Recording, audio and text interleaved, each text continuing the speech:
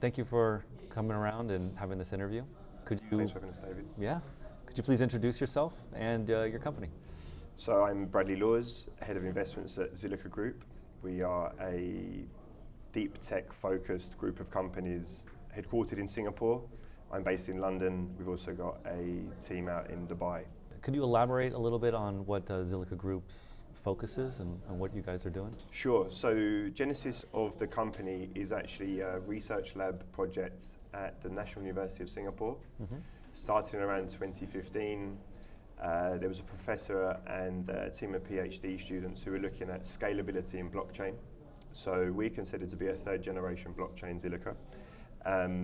And the idea behind it was that at the time, there was no blockchain that was very secure, enterprise ready and scalable. So after a couple of years of research lab work and peer-reviewed white papers, Zilliqa, as what we know today, spun out in 2017 from the university. One of the first examples in the blockchain industry of commercializing IP from universities. And then we fully launched in around 2018. Mainnet went live 2019. Fast forward on now until 2024, we're now an integrated group of companies. So a lot of that orbits around the blockchain infrastructure that we provided. We also have ventures in metaverse, gaming, and music. You started basically from a commercial perspective. I would say so. So early on, Zilliqa was about trying to bring differentiated tech to the market with an enterprise focus. So there were some really early commercial pilots in Singapore with the stock exchange, with some of the banks looking at tokenization, looking at debt issuance, for example. I would say potentially the market maybe wasn't quite ready in 2018, 2019 for that type of product. So we've been pretty focused on B2C type areas, gaming, entertainment, sports, esports. And then more recently, we've been taking a enterprise/brand approach on the commercial side. So the house view, if you like, is that trying to build Web3 products just for a Web3 audience is only part of the market. So we're always trying to think of ways to bring new users and drive adoption on the commercial side. So you deal with a lot of enterprise customers. Would that be accurate? Increasingly more so.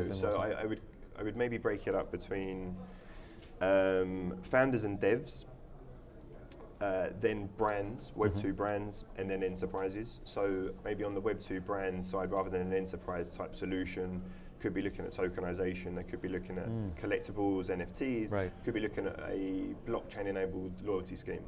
So we quite like where a brand has a customer base, has distribution, has marketing, and Zilliqa can come in with either a blockchain or metaverse type strategy for them. And in the middle there, we think there's a sweet spot, which we quite like. So I think this year and into next, we're pushing on the brand side, particularly on the luxury and lifestyle side. Oh, cool. How would you differentiate how these different customer groups kind of act? I'm just curious for myself, like the Web3 devs kind of thing versus the brand side. Are there very good question. Very, very different parts of the market. And so we're about 45 globally in terms of headcount. And sometimes you've got on the brand enterprise side, longer sales cycle. I would say maybe a steeper learning curve in terms of what's possible in terms of disrupting a business, adding new revenues and so on. On the dev side, it's more around more kind of dev relations, funding, ecosystem, technical integrations. So the conversations are very different. I think up until this point, most chains have been good at one or the other. So you need to have a lot more patience, I would say, on the brand and enterprise side. But we think a mix of both is kind of where you're going to unlock more value. Right, cool. And how about retail investors like myself? Retail investors, so Zilliqa has a native token, ZIL, it's traded on a lot of exchanges, been listed since 2019. Part of the reason we're here is we're running a couple of side events with some of our partners in Japan as well. So from a retail point of view, we've got, I would say, very strong brand awareness in Southeast Asia, Asia more broadly. EMEA, okay. We haven't done so much in the US, partly because of the retail regulatory landscape that is increasingly grey. Yeah. But from a retail point of view, we've got about 450,000 followers on Twitter, a pretty strong community. We've got an ambassador program as well. So retail is a really crucial part of Web3 generally. So we try our best to kind of have a strong engagement and open lines of communication with the community. Right. Retail itself sometimes is a little bit different to maybe institutional investors. So you kind of have to hustle to remain relevant at times. I would agree. So you mentioned Asia and the US. What, Europe? You have a presence in Europe as well? We do. So I'm based in London. The CEO's in London, CTO's in London, head of strategic partnerships as well. That's not necessarily intentional, yet that's just ended up being where some of the team are. And then we're pretty bullish on the Middle East. So we've got we've got a team of about 5 in Dubai, led by my colleague Sandra, who is Arabic speaking as well. So that's been really helpful. Anton, who's at the conference today as well, head of product, he's there. We think there are a lot of opportunities in the Middle East. Dubai is a really interesting hub, as is Abu Dhabi. So just trying to work out, between London, Dubai, and Singapore, it feels as if we've managed to cast the net wide enough for now. Yeah, nice triangle. To sort of work out what's going on. Yeah. So you're here at IBS Kyoto, and at least I've noticed personally that there is kind of a strong gaming, metaverse, NFT presence here. And you guys you mentioned a little earlier that you have some kind of metaverse initiatives or something like that. Could you elaborate on that? Yep, sure. So on the metaverse side, one of 4 companies that sits under the group is called Metaverse. It's called, let me start that one again. Yes, okay. So on the metaverse side, we've got a company called MetaMinds, which sits under the Zilliqa group umbrella. Based in Dubai, there's a strong focus on luxury and lifestyle brands. They've actually secured a early pilot with a South Korean luxury brand, and they've got a really interesting, strong pipeline that we hope to be able to share more information on back end of this year. Then on the gaming side, we have we took the view in the last GameFi bull cycle that we couldn't really find too many good teams that were producing fun games with sustainable tokenomics and that had genuine product market fit. Good call. So on the gaming side, we took a decision to introduce a venture builder internally at Zilliqa, which we hadn't done before and that most Web3 companies don't have. They typically tend to fund third-party devs. On this occasion, we brought in a team who had a very strong record in traditional gaming. The leader of that team, Valentin, worked at Activision. Oh, wow. And so we thought he could bring in a traditional gaming background and experience and had some ideas about Web3 IP, and that he could essentially sit under the Zilliqa tech team, working every day with the tech team so we could kind of finesse what the chain was doing. And then we launched our first game in February this year, a first-person shooter called Web3 War. So we're really bullish on gaming, and we think that's going to be one of the key drivers of getting more users into the space. Yeah, cool. So you said that most like crypto companies don't do this. You hired we call it a venture builder. A venture builder, almost like an outside consultant, I guess. Yep. And just could you elaborate more on why you guys decided to do that if it wasn't common practice? Sure. So typically how most of the protocols are set up is that they've got an ecosystem growth or ventures type team, as have Zilliqa, and anything to do with hackathons, accelerators, incubators, grant funding, equity funding, token funding, normally sits under the ecosystem team. Okay. So you're trying to drive ecosystem growth that way, and it could be that builds transactions, TVL. There's normally a metric or a North Star for each of the chains. Right. To go into the venture builder side of things, it takes a lot of time, capital, and resource. And so sometimes it makes more sense to fund 10 devs to build 10 projects, and then hopefully a couple of those do really, really well. Mm-hmm. And you're going to have slippage at each of those points around someone who does really well at a hackathon doesn't necessarily ever get to testnet or to mainnet or launch a token and so on. Yeah. So on the venture builder side, you've got to be quite careful and focused in terms of, it's essentially build versus buy. Do you think you can find a good gaming team to build the SDK, do the infrastructure, NFT marketplace, wallet and so on, and build games? Right. Or can you maybe bring a team internally that sits as an extension of the team? That team now is actually an independent, it's spun out in Singapore. Okay. But we quite like the fact that you have more control over what is going on and the product development pipeline and so on. Right. So a combination of both is kind of what we've been doing. Oh, cool. How would you describe like the state of crypto gaming right now? Like, are we still in like a very early stage of it? Yes. Yeah. I'd say GameFi generally is pretty nascent. Yeah. So last bull cycle, play to earn was quite hot. Yes. Essentially, time equaled rewards. Right. Which was pioneering in some ways. I would say more experimental than here to stay. If you look on that radar, for example, you probably don't have the number of native Web3 gamers that maybe funding levels suggest you should have. Yeah. So for us, it's a case of, rather than maybe deep Web3 gaming, are you looking at just light gaming? Some of it will be on chain. I think there is this kind of misconception that everyone's trying to build a AAA game fully on chain.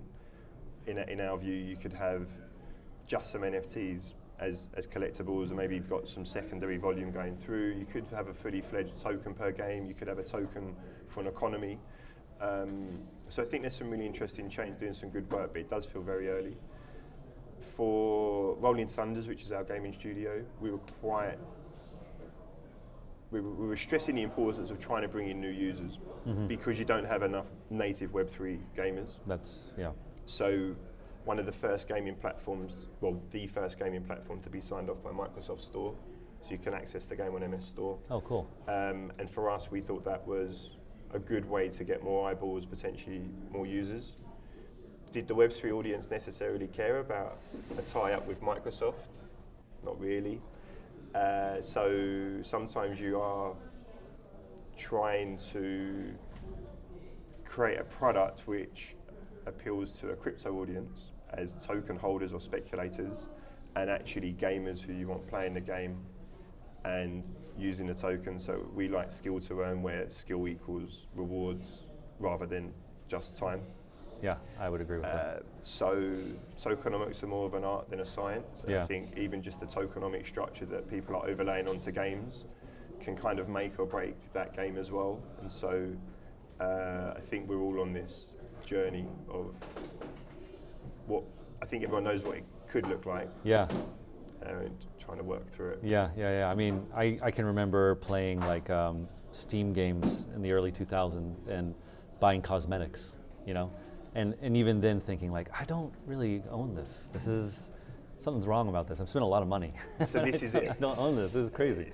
So a lot of the chains will talk about trying to build out a Steam, and actually all of the players can have some liquidity of the assets if they want to, and be rewarded for their for gameplay. I think your average traditional gamer is still maybe a little bit cynical as to whether some of those things matter.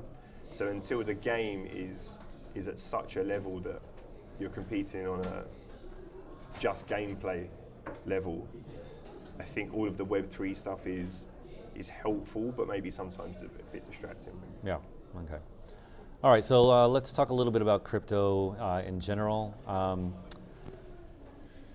So I asked you about the state of gaming. How about the landscape of crypto right now? Like, what are you paying attention to in crypto? Like, what big narratives, or what do you think is important to pay attention to right now in crypto? For example, like L2s, L3s, RWA, deepen. I mean, take your pick. All of those things. All of those things. All of those I'm not going to talk broadly at a macro level because, as Anton and I were walking up the stairs, BTC lost. Yeah. I'm not going to ask you about that. I'm not going to ask you about that. So let's take price volatility aside. Yeah. We like entertainment and have for a long time. So we've got 3 esports partnerships: Mad Lions and RRQ, and Ninjas in Pajamas. Oh, wow, cool. So esports gaming, we're doing some interesting work in sports. We've got a joint venture in horse racing where there's some physical events plus some IP plus a blockchain loyalty angle and potentially a fantasy game. Interesting. Called Horse. It was called the Winner Circle. The token's going to be called Horse, HRSE. Is that the ticker? That is the ticker.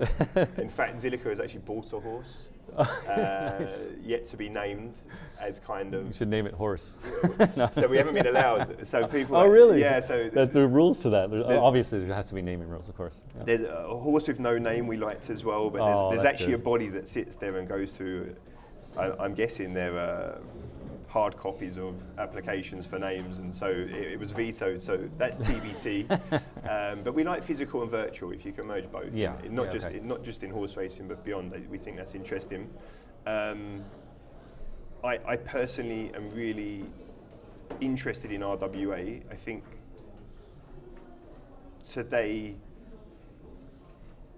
some of maybe the more vanilla asset classes, as it needs to be, are what are getting more attention. So it's treasuries on chain, right? Maybe some government bonds. We've got a position in a business called Outer in Singapore that looks at private placement, potentially some private shares in Telegram or Discord and so on. So we quite like that. We've done some carbon credit on chain, which we think is interesting from a kind of end-to-end point of view, where you can go from at source to tradability of the carbon credits fully on chain. It's an imperfect market, so bringing everything on chain is not going to solve all of the problems, but it does introduce some transparency and liquidity. Classical cars we've been looking at as well. 1 NFT per car, pretty simple. Deepin have yet to really understand whether actually these decentralized networks are optimized enough for what you're trying to achieve. So we've seen it in gaming, seen it with AI models, decentralized compute, all of these kind of narratives. We think there's something there. What you've seen maybe on the data storage side of things over the years is that you need to make sure that the incentives are such that it's sustainable enough that you've got enough participation in the network. Yeah.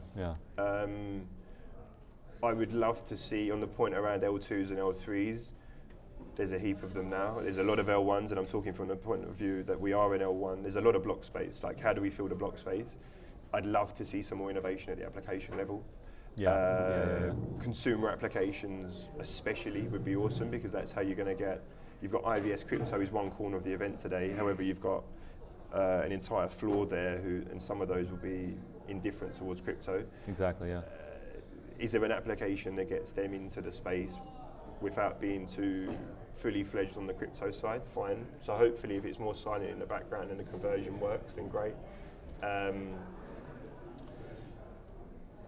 Yeah, that's probably it. And then on the DeFi side, it's probably not been a DeFi chain over the years, but we're looking at stable coins, money markets, liquid staking.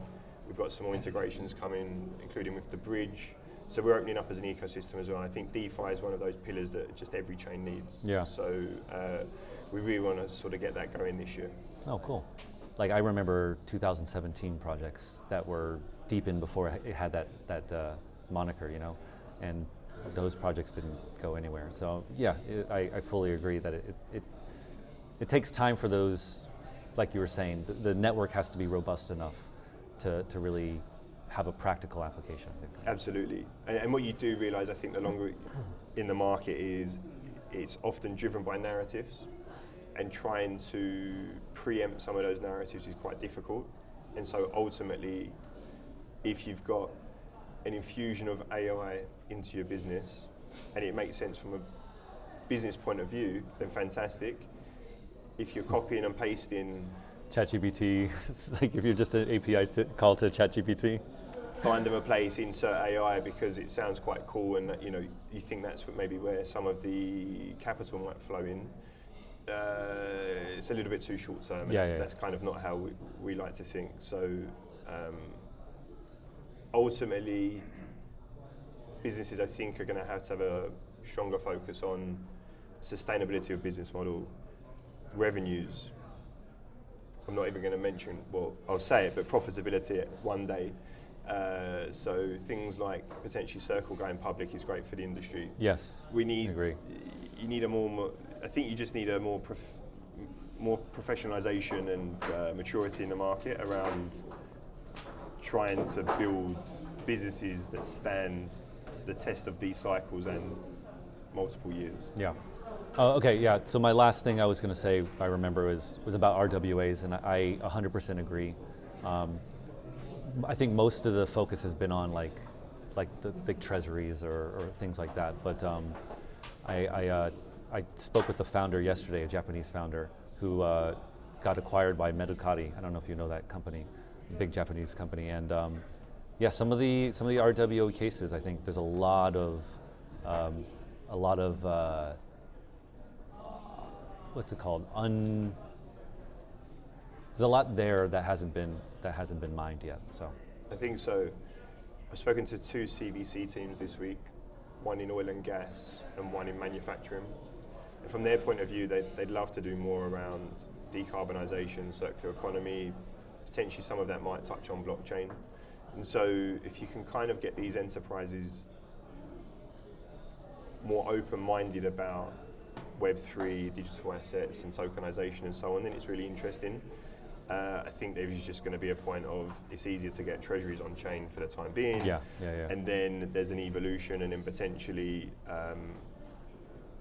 things will be on chain from day one rather than trying to move TradFi on chain, which in itself has its own kind of trading windows, reconciliation problems. Yeah, lots of idiosyncrasies there. Absolutely, and we've seen this before where a business will try and move single stock equities on chain, and because of a mismatch in terms of the way the trades are settled, they need a working capital facility. So actually, blockchain can run 24/7, 365.